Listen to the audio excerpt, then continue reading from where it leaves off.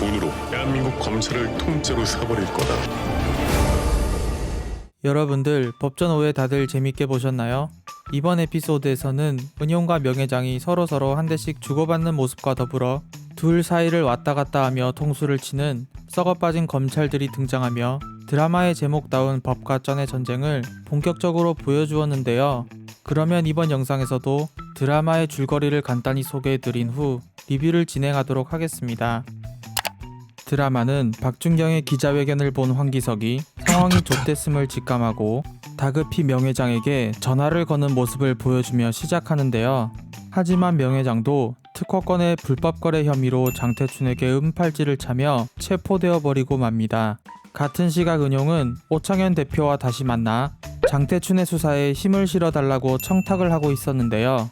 그는 오 대표에게 스캔들로 인해 재선이 어려워진 100의원을 움직여 그의 지역구를 넘겨받아 국회의원이 될 수 있도록 서포트해주겠다고 약속을 해주게 되는데, 이에 오창현 대표는 머릿속으로 계산기를 빠르게 두들겨 보더니 황기석의 전화를 무시하며 은용의 제안에 오케이를 때리게 됩니다. 오케이, 땡큐. 이렇게 전화가 씹힌 황기석은 박정수 부장검사를 찾아가 그의 똘마니인 장태춘을 관리 안 하냐며 그를 추궁하게 되는데요. 하지만 부동산 하락장에서 덜컥 해운대 아파트를 계약해버린 박 부장이 자신의 뺨까지 내주는 예수님과 같은 모습을 보이자 이를 불쌍하게 여긴 나머지 일단은 그의 사무실을 나서게 됩니다. 하지만 나오자마자 복도에서 장태춘과 만나게 되는데요.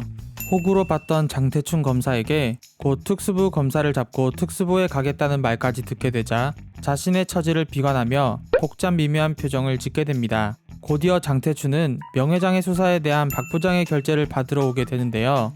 그런데 의외로 박 부장이 한 큐에 결재를 해주게 되는데 여기에는 다 그럴만한 이유가 있었습니다. 사실 이제는 은용의 편으로 돌아선 오창현 대표가 자신의 인맥인 검찰의 검사장급 실세 라인들을 데리고 그들의 돈을 완벽하게 세탁해줄 은용을 찾아갔던 것이었는데요. 또한 그 자리에서 황기석을 대신할 특수부의 꼭두각시로서 그동안 힘이 없어 본의 아니게 청렴했던 박 부장을 소개하는 모습을 보여줍니다. 이렇게 성공적으로 명예장의 뒷배들을 자신의 편으로 만드는 데 성공한 은용은 구치소에 있는 명예장을 찾아가 야루기를 시전하는데요. 이때 서로를 바라보는 훈훈한 표정과 BGM과 달리 대화 내용은 서로를 못 죽여서 안달인 모습을 통해 웃으면서도 욕을 할 수 있다는 신선한 충격을 제공해줍니다. 와, 이거 또라이네. 한편 이 소식을 들은 황기석은 박 부장에게 전화를 걸어 곧 명예장에 거쳐가 깜빵으로 업그레이드 되는 게 실화냐며 따지게 되는데요. 이에 박 부장은 자신이 곧 내님을 제치고 특수부 부장검사가 될 거라며 야루기를 시전하는데, 때마침 대검 검찰도 황기석을 찾아와 직무집행정지 명령을 때리게 되며 그는 졸지에 낙동강 오리알 같은 신세가 되어버립니다. 시간은 흘러 저녁이 되었고 주먹으로 거울을 깨며 공기에게 헌혈을 하고 있던 신세를 한탄하고 있는 황기석의 모습을 보여주는데요. 때마침 귀가한 아내 명세이는 그를 꼭 안아주고선 곧 명예장이 이 모든 일을 처리할 거라며 안심하라고 말해줍니다. 이후 황기석은 한강변으로 바람을 쐬러 오게 되는데요. 이때 그의 과거 회상을 통해 사실 그도 한때는 장태춘과 같은 형사부의 따까리 검사였던 것이 밝혀지게 되는데, 곧 현실 세계로 돌아온 그는 그의 충실한 똘마니 이영진 검사와 접선하여 무언가의 더러운 일을 꾸미는 모습을 보여줍니다. 다음날 아침 구치소에 있던 명예장은 며칠 전 자신이 따끈따끈한 오징어를 선물해 주었던 김여사와 면회를 하게 되는데요. 그는 김여사에게 자신이 몰수한 동대문 지분을 돌려줄 테니 자신을 고소하라고 지시합니다. 사실 이것은 고소를 당해 피의자 소환 조사를 명분으로 구치소에서 나오기 위한 개수작이었는데요. 이때 이영진 검사는 그에게 환복할 옷과 휴대폰 그리고 차편을 대기시켜주며 그에게 자유롭게 움직일 수 있는 시간과 환경을 제공해줍니다. 명예장은 곧바로 자신의 통수를 쳤던 오창현 대표에게 보험으로서 찍어두었던 더러운 성접대의 증거들을 전송한 후 어느 건물의 옥상으로 불러내는 데 성공하게 되는데요. 이때 오 대표는 자신을 꺼내달라는 청탁을 하는 거라고 생각하고는 잠시만 기다려달라고 말해주게 되는데, 사실 명예장은 그에게 줄이 없는 번지점프를 경험시켜주기 위해 불러냈던 것이었습니다. 이렇게 이승에서 조기 퇴근하게 된 오 대표의 소식이 뉴스에 뜨게 되자 모닝커피를 마시며 데이트를 즐기고 있던 은용과 박준경은 뜬금없이 마른 아침에 날벼락을 맞게 되는데요. 또한 기다렸다는 듯이 이영진 검사도 은용의 사모펀드인 체인지를 털기 시작하며 이렇게 은용은 온 국민에게 오 대표의 죽음과 GMI뱅크의 주가 조작 사건을 지시한 천하의 쌍놈의 새끼로 전락할 위기에 처하게 됩니다. 하지만 그는 오히려 숨지 않고 화꼬마 제발로 검찰로 출두하여 조카인 장태춘에게 은팔찌를 하나 채워달라고 부탁하며 자수를 하게 되는데요.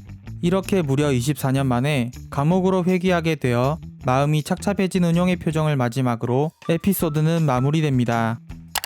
이번 에피소드에서는 은용과 명예장 사이에서 각을 재는 오창현 대표 이하의 썩어빠진 검찰들의 모습을 보여주며 통수가 마려운 인간들의 우디르급 태세 전환을 보여주었는데요. 이번 리뷰에서는 이때까지의 떡밥들과 6회의 예고편을 종합하여 앞으로의 스토리에 대한 제 내피셜을 말씀드리도록 하겠습니다. 먼저 감찰부의 남재혁 부장검사에 대해 이야기하지 않을 수 없을 것 같은데요. 이번 에피소드의 마지막 부분과 다음의 예고편을 분석해보면 황기석에게 죽방을 한 대 갈겼을 것으로 추정되는데 아마도 대대적인 뉴스로 인하여 은용에게 맡겼던 자금이 증발할 위기에 처하게 되자 그에 대한 화풀이로 때렸지 않았나 생각됩니다. 참고로 그는 이번 회차에서 등장한 오 대표의 썩어빠진 검사 라인 중에 유일하게 대사가 있는 인물이라는 점, 특수부의 황기석을 견제할 검찰 내부의 유일한 조직인 감찰부의 부장검사라는 점에서 앞으로의 에피소드에서도 꾸준하게 출연할 것 같은데요. 드라마 법전에서는 자신의 이익관계에 따라 왔다리 갔다리 하는 검사들이 대거 등장하고 있는 만큼 때로는 은용에게 협조하고 때로는 황기석이나 명예장에게 협조를 하는 모습을 보여줄 것으로 기대됩니다.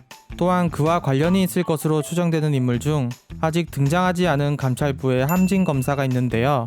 현재 억울하게 덤탱이를 씌고 구치소에 수감되어 버린 은용을 풀어줄 수 있는 검찰 쪽의 유일한 인물이기 때문에 아마도 그녀의 법대 후배이기도 한 박준경이 찾아와 도움을 요청하는 장면에서 첫 등장을 한 후 남재혁 부장검사와 황기석 간의 뒷거래를 캐내 협박하는 방식으로 은용을 풀어주는데 도움이 되지 않을까 생각됩니다. 또한 6회의 예고편에서는 옆 동네 내부자들의 한상구 사장처럼 손모가지가 가출할 위기에 처한 은용의 모습 또한 엿볼 수 있었는데요. 응급실로 달려가는 장태춘의 모습과 팔에 깁스를 하고 있는 은용의 뒤편으로 투명하지 않는 창문이 나온다는 점 때문에 병원 신세를 지고 있는 은용을 찾아온 장태춘과 앞으로의 계획에 대해 논의를 하게 되고 이를 토대로 박준경과 장태춘이 움직이는 스토리가 전개되지 않을까 예상해 보겠습니다. 이상으로 제가 좋아하는 문채원 배우가 나오기 때문에 부디 이성균 배우와의 로맨스가 이루어지지 않길 바라는 방구석 유튜버의 눈물 젖은 리뷰였습니다. 끝까지 시청해주셔서 감사드리며 이번 영상이 마음에 드셨다면 구독과 좋아요 부탁드리겠습니다. 그럼 저는 법전 6회 리뷰로 다시 찾아뵙겠습니다. 구독 2번 누르면 안 돼요.